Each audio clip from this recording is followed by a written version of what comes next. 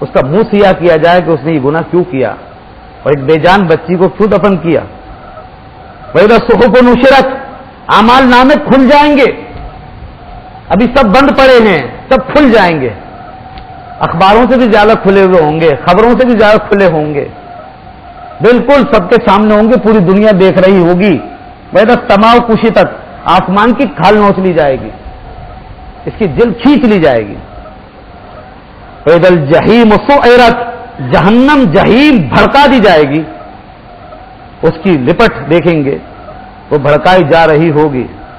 کیا حال ہوگا اس وقت انسان کا. وَإِذَا السَّمَاءُ انشَقَّتْ پھر فرمایا سورہ انشقاق، آسمان پھٹ پڑے گا. وَأَذِنَتْ لِرَبِّهَا وَحُقَّتْ کان لگا کے اپنے رب کی بات سنے گا. وَأَذِنَتْ لِرَبِّهَا وَحُقَّتْ کان لگا پوری توجہ سے اپنے رب کی بات سنے گا. وَحُقَّتْ اور کیوں نہیں سنے گا؟ رب کا حق ہے اس کے اوپر، وہ رب کا پیدا کیا ہوا ہے، وہ سنے گا. حقت. وَإِذَا الْأَرْضُ مُدَّتْ زمین پھیلا دی جائے گی، کوئی پہاڑ نہیں بچے گا، کوئی بلڈنگ نہیں بچے گی، کوئی عمارت نہیں بچے گی، پوری زمین یکساں ہو جائے گی، یہاں سے وہاں تک سب پلین ہو جائے گا. وَأَلْقَتْ مَا فِيهَا وَتَخَلَّتْ اور جو اس نے آج اندر لے لیا ہے وہ نکال کے باہر پھینک دے گی. جتنے مر کے اندر جا چکے ہوں گے وہ سب باہر کر دیے جائیں گے اور سب زمین کے اوپر آ جائیں گے. وَتَخَلَّتْ اور وہ خالی ہو جائے گی، اپنا بوجھ ختم کر دے گی اور سب اپنے اندر سے نکال کے باہر پھینک دے گی. وَأَذِنَتْ لِرَبِّهَا وَحُقَّتْ اور وہ بھی اپنے رب کی بات کان لگا کے سنے گی. اور کیوں نہیں سنے گی؟ رب کا حق ہے اس کے اوپر کہ وہ سنے، جیسے آسمان سنے گا.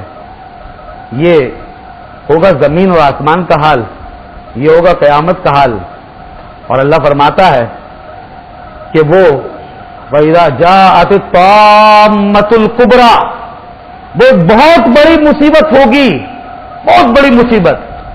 یوم یتذکر الانسان ما سعی اس دن انسان صرف ایک بات سوچے گا کہ میں نے کیا کیا تھا، میں نے کیا کیا تھا، میں نے کیا کیا تھا. آج نہیں سوچتا کیا کر رہا ہوں، نہیں سوچنے کی تیار نہیں ہے. لیکن اس دن یہ سوچے گا میں نے کیا کیا کر ڈالا، یہ میرے ہاتھوں سے کیا ہو گیا، میرے پیروں سے کیا ہو گیا، میری زبان سے کیا ہو گیا.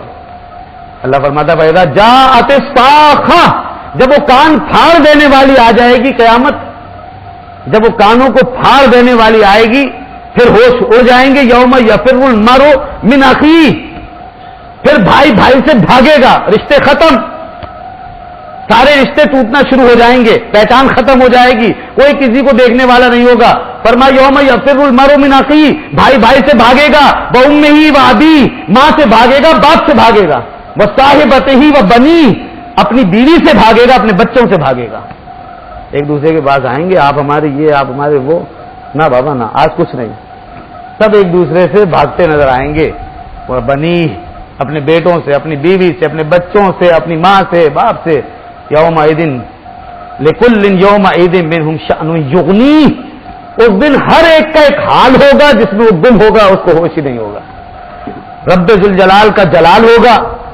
اس دن اس کے فرشتے صف باندھے کھڑے ہوں گے، خاموش دم بخود، سب کی آواز بند.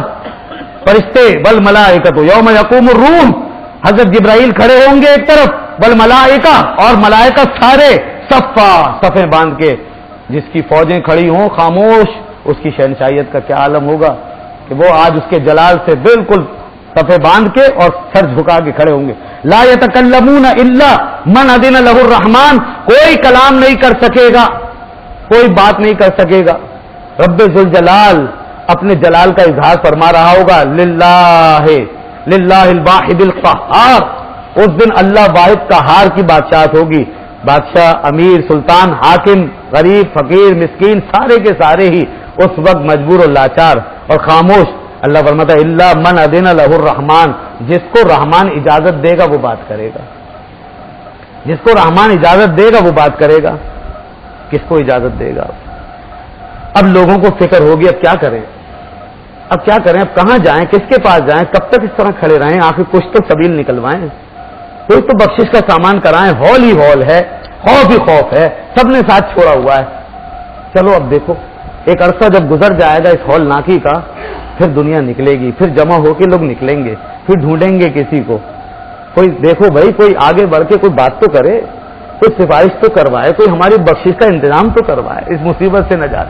چلو انبیاء کو دیکھو، انبیاء بڑی بڑی ہستیاں ہیں، وہ چہرے چمک رہے ہیں. دیکھیں حضرت ابراہیم خلیل اللہ، وہ عظیم پیغمبر، اللہ کے نبی. چلو ان کی بارگاہ میں چلو، حضرت ابراہیم یا خلیل اللہ، اے اللہ کے نبی، آپ بڑے بزرگ، بہت عظیم نبی ہیں، بہت بڑے پیغمبر تھے، آپ ہمارے لیے کچھ کروائیں. حضرت ابراہیم فرمائیں کہ آج کے دن تو میں بھی کچھ نہیں کر سکوں گا، آج میں بھی کچھ نہیں کر سکتا، کہیں اور جاؤ، میرا اختیار نہیں کہ میں بول سکتا.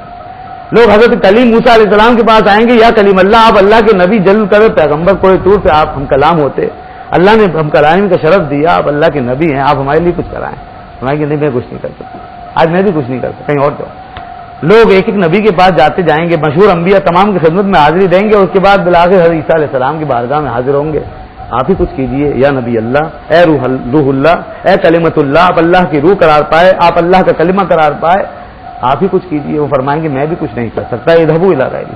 لیکن میں تمہیں ایک چیز بتاؤں، میں ایک بات بتاؤں، میں خود تو نہیں آگے بڑھ سکتا، آج پہل میں نہیں کر سکتا، لیکن میں تمہیں پتہ بتا دیتا ہوں آج تمہاری عقدہ کشائی کہاں سے ہوگی، آج تمہیں کہاں جانا چاہیے، وہ دروازہ میں دکھا دیتا ہوں، تم ادھر ادھر نہ جاؤ. آج کہیں کچھ نہیں بنے گی، اگر بنے گی تو ایک ہی بارگاہ میں بنے گی.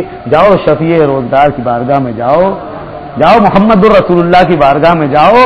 ان کے امتی بھی ہوں گے، ان کے امتی بھی، ساری دنیا ہے، کوئی کچھ نہیں کر پائے گا اس دن.